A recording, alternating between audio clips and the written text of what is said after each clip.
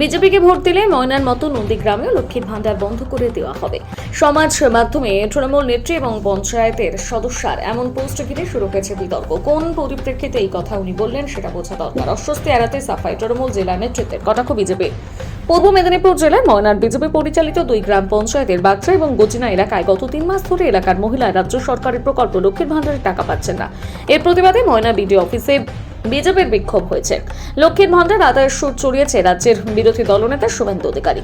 এবার তারই বিধানসভা এলাকাতে বিজেপিকে ভোট দিলে লক্ষ্মীর ভান্ডার বন্ধের হুঁশিয়ারি শোনা গেল তৃণমূল নেত্রী এবং গ্রাম পঞ্চায়েতের সদস্যার গলায়। নন্দীগ্রাম 2 নম্বর ব্লকের বয়াল 2 নম্বর গ্রাম পঞ্চায়েতের তৃণমূল সদস্যা তথা নন্দীগ্রাম 2 নম্বর ব্লকের যুব তৃণমূল কংগ্রেসের সাধারণ সম্পাদক অষ্টমী গিরি সমাজ মাধ্যমে একটা পোস্ট করেছেন, যেখানে তিনি লিখেছেন, ময়না বিধানসভা যেমন বন্ধ করে দেওয়া হয়েছে লক্ষ্মীর ভান্ডার, ঠিক তেমনই নন্দীগ্রামে হবে বিজেপিকে ভোট দিলে। আর এই পোস্ট ঘিরে শুরু হয়েছে বিতর্ক। তবে নিজের বক্তব্যে অনড় তৃণমূল নেত্রী এবং গ্রাম পঞ্চায়েত সদস্য অষ্টমী গিরি। তার দাবি, শুভেন্দু অধিকারী নন্দীগ্রামের বিধায়ক হয়ে কেন্দ্রীয় প্রকল্পের টাকা বন্ধ করে দিয়েছে। তা সত্ত্বেও মমতা বন্দ্যোপাধ্যায় অভাব অনটন বুঝতে না দিয়ে সমস্ত প্রকল্প চালিয়ে যাচ্ছে। আমার বলার উদ্দেশ্য, নন্দীগ্রামের মানুষ তার অভাবটা বুঝতে পারুন। একই দাবিতে ফের তিনি সোচ্চার হয়েছে সমাজ মাধ্যমে। আর এ নিয়ে সুর চড়িয়েছে বিজেপি। পাল্টা জবাব দিয়েছে রাজ্যের শাসক দল। নন্দীগ্রামের যে অষ্টমী গিরি ব্লক সম্পাদিকা এবং পঞ্চায়েত সদস্য, উনি বলেছেন যে ময়নার মতো নন্দীগ্রামের শুধুমাত্র লক্ষ্মী ভান্ডার বন্ধ করে দিলে তাহলে তারা বিজেপিকে ভোট দেয়, তারা বুঝে নেবে। এই নিয়ে বিতর্কটা শুরু হচ্ছে, কি বলবেন? দেখুন, আমাদের জননেত্রী মমতা বন্দ্যোপাধ্যায় 2011 সালে পশ্চিমবাংলার দায়িত্বভার গ্রহণ করার পরে ভারতবর্ষের সরকার, প্রথম পর্যায়ে কংগ্রেস, দ্বিতীয় পর্যায়ে 2014 সাল থেকে ভারতীয় জনতা পার্টির সরকার পশ্চিমবাংলাকে সবসময়ই প্রতারিত করেছে, পশ্চিমবাংলার অধিকারের উপরে হস্তক্ষেপ করেছে, পশ্চিমবাংলাকে বঞ্চনা করেছে। কিন্তু বাংলার নেত্রী জননেত্রী মমতা বন্দ্যোপাধ্যায় পশ্চিমবাংলার দায়িত্ব হওয়ার পরে জন্ম থেকে মৃত্যু পর্যন্ত প্রচুর প্রকল্প করেছে বাংলার প্রত্যেকটা মানুষের স্বার্থে। কোনো একটা প্রকল্প কোনো একটা রাজনৈতিক দলের লোকদের জন্য নয়। ওখানে কি বা কারা বলেছে, যে আমাদের যে দলীয় কর্মী একজন বলেছেন, কি পরিপ্রেক্ষিতে বলেছে সেটা উপলব্ধি করতে হবে। যিনি মমতা বন্দ্যোপাধ্যায়ের ছত্রছায়া থেকে, আঁচলের তলায় থেকে রাজনীতি শিখলো, বাংলায় পরিচিতি ঘটালো, ভারতবর্ষে আজকে পরিচিতি ঘটালো, সে দিনের পর দিন দিদিকে যেভাবে অসম্মান করছে, মমতা বন্দ্যোপাধ্যায়কে যেভাবে অসম্মান করছে, বাংলাকে যেভাবে বঞ্চনা করছে, বাংলার অধিকারকে যেমন হস্তক্ষেপ করছে, 100 দিনের টাকা আটকে দিচ্ছে, ঘরের টাকা আটকে দিচ্ছে, রাস্তার টাকা আটকে দিচ্ছে, জলের টাকা আটকে দিচ্ছে, আজকে দিনের পর দিন বাংলাকে যেভাবে বঞ্চনা করা হচ্ছে। এবং তাছাড়াও সেই যাকে তিনি বলতেন যে দেশনেত্রী, সেই নেত্রীর সম্পর্কে দিনের পর দিন এমন কুরুচিকর মন্তব্য করছে, তারই পরিপ্রেক্ষিতে অভিমানের রাগে এই তার বহিঃপ্রকাশ। কিন্তু জননেত্রী মমতা বন্দ্যোপাধ্যায়, আমাদের নেতা অভিষেক বন্দ্যোপাধ্যায় কোনোদিনই চান না কোনো প্রকল্প থেকে কোনো একটা ব্যক্তি বাদ যাক। এখানে তার বিষয়টা এবং তার মনের বিষয়টা উপলব্ধি করতে হবে, কোন কর্নার থেকে বলছে, যে কোন পরিপ্রেক্ষিতে বলছে। সেই পরিপ্রেক্ষিতটা যদি আমরা উপলব্ধি করি, কোনোদিন কেউ মানসিকভাবে চায় না, কোনো মানুষই চায় না সরকারি প্রকল্পের ব্যক্তি একজন পাবে আর একজন পাবে না। এরকম ধরনের কোনো প্রকল্প বাংলায় তৈরি হয়নি, আমাদের জননেত্রী মমতা বন্দ্যোপাধ্যায় করেনি। আজকে রাস্তা করুক, আজকে জল করুক, আজকে স্বাস্থ্যসাথী করুক, আজকে কৃষক বন্ধু করুক, আজকে কন্যাশ্রী করুক, আজকে রূপশ্রী করুক, আজকে সাইকেল দিক, আজকে স্মার্টফোন দিক, সবই বাংলার প্রত্যেকটা মানুষের জন্য।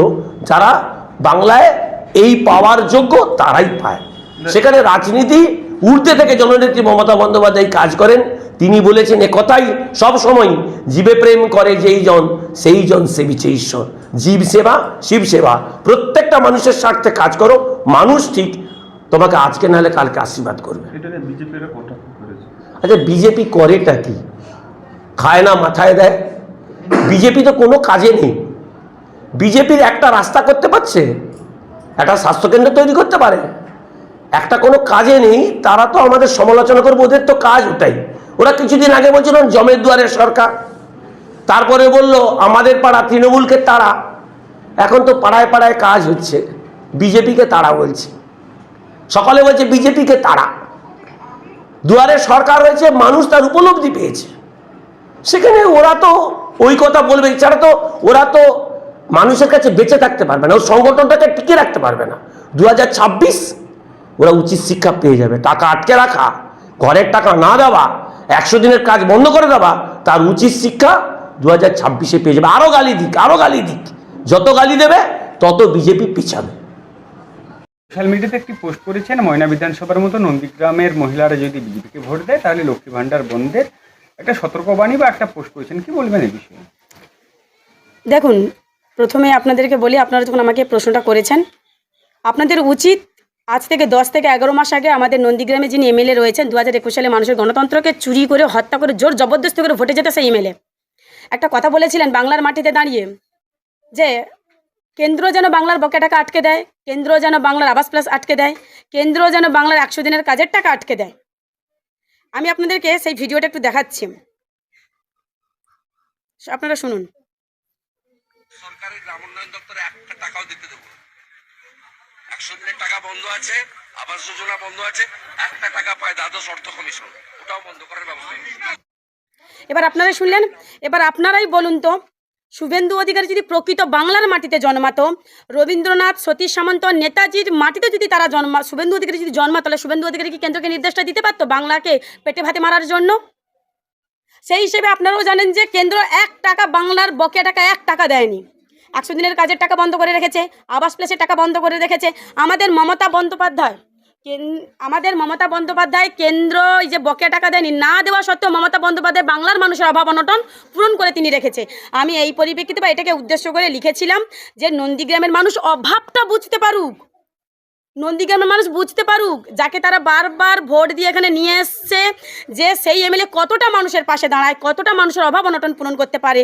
এই পরিপ্রেক্ষিতে আমি একটা পোস্ট করেছিলাম যে আমি এমনও লিখেছি যে আমি নন্দীগ্রামের সাধারণ মানুষ হিসেবে আমি দিদির কাছে বা দিদিকে বলতে চাই যে নন্দীগ্রামে বেশি নয় 2 মাসের জন্য লক্ষ্মী ভাণ্ডারটা ময়নার মতো বন্ধ করুক, তবেই নন্দীগ্রামের মানুষ আমাদের যিনি এমএলএ রয়েছে তার কাছে তাদের অভাব অনটনের কথা বলতে পারবে, তবেই তো আমরা তার কাছে অভিযোগ নিয়ে যাবো, অভাবের কথা বলতে পারবো, তবেই তো উনি আমাদের অভাবটা পূরণ করতে পারবেন।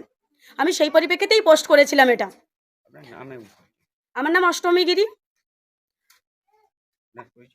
আমি নন্দীগ্রাম 2 এর জেনারেল সেক্রেটারির পদে আছি, অর্থাৎ নন্দীগ্রাম ব্লকের অন্তরে বয়াল 2 অঞ্চলের গ্রাম পঞ্চায়েত মেম্বার। নন্দীগ্রামের একজন পঞ্চায়েত সদস্য তিনি সোশ্যাল মাধ্যমে পোস্ট করেছেন, যেখানে তিনি বলেছেন ময়না বিধানসভায় যেভাবে লক্ষ্মী ভাণ্ডার ঘোষণা করে দেওয়া হয়েছিল, নন্দীগ্রামে যদি মানুষ বিজেপিকে ভোট না দেয়, যে তৃণমূলকে যদি ভোট দেয় তাহলে। দেখুন, তৃণমূল কংগ্রেসের নন্দীগ্রামের পঞ্চায়েত সদস্য যে কথা বলেছেন, তিনি একজন অশিক্ষিতা মূর্খ। সরকারি প্রকল্প এটা কোনো তৃণমূল কংগ্রেসের বাবার টাকা নয়, আর মমতা ব্যানার্জিরও ঘরের টাকা নয়। স্বাভাবিকভাবে তিনি যে কথা বলছেন, অগণতান্ত্রিকভাবে এই দলটা পরিচালিত হচ্ছে। এই দলের মধ্যে কোনো গণতন্ত্র নেই, তাই এলোমেলো ভুল বকাবকি ইতিমধ্যেই শুরু করে দিয়েছে। তৃণমূল কংগ্রেস এই রাজনৈতিক দলের দেউলিয়াপনাই হচ্ছে যে এখানে বিশেষ করে দেখা যাচ্ছে। এই কারণেই দেখা যাচ্ছে যে দলে চরম দুর্নীতি, যে দলের অন্যায় অনিয়ম বেনিয়ম চলছে, সেই দলের নেতা বা নেত্রীরা অশিক্ষিত মূর্খের মতো কথা বলবে না তো নতুন কি কথা বলবে। আর নন্দীগ্রামের মতো জায়গায় তৃণমূল কংগ্রেসের একেবারে ভরাডুবি হবে। পশ্চিমবাংলায় 2026 সালে তৃণমূল কংগ্রেসকে আর খুঁজে পাওয়া যাবে না। আমি বলি জনগণ চাইবে যেই সরকার উন্নয়ন করবে সেই সরকারকে চাইবে। এই সরকার বা ওই মহিলা উন্নয়ন কাকে বলে জানে? শিক্ষিত ছেলে বেকার হয়ে পড়ে আছে, শিল্প চাই, শিল্প। ওই লক্ষ্মীর ভান্ডার চায় না। লক্ষ্মীর ভান্ডার ওই মহিলা হোক আর ওই সরকার হোক, তার বাপের টাকায় লক্ষ্মী ভান্ডার দেয় না, জনগণের ট্যাক্সের টাকায় লক্ষ্মী ভান্ডার দেয়। চাইছি 26-এ দেখিয়ে দেব যে লক্ষ্মী ভান্ডার সে সরকার এলেও দেবে, যেই সরকার আসুক দিতে বাধ্য, কারণ লক্ষ্মী ভান্ডার হচ্ছে ট্যাক্সের টাকায় দেওয়া হয়। আমরা চাই শিক্ষিত সমাজ উন্নয়নের জন্য শিল্প চাই, শিল্প। ওই মহিলাকে বুঝিয়ে দেব যে শিল্প চাই। শিক্ষিত সমাজ, বেকার সমাজ চাইছে লক্ষ্মী ভান্ডার পাবে, উপরন্তু শিল্প আসবে, সরকার পরিবর্তন হবে 26-এ।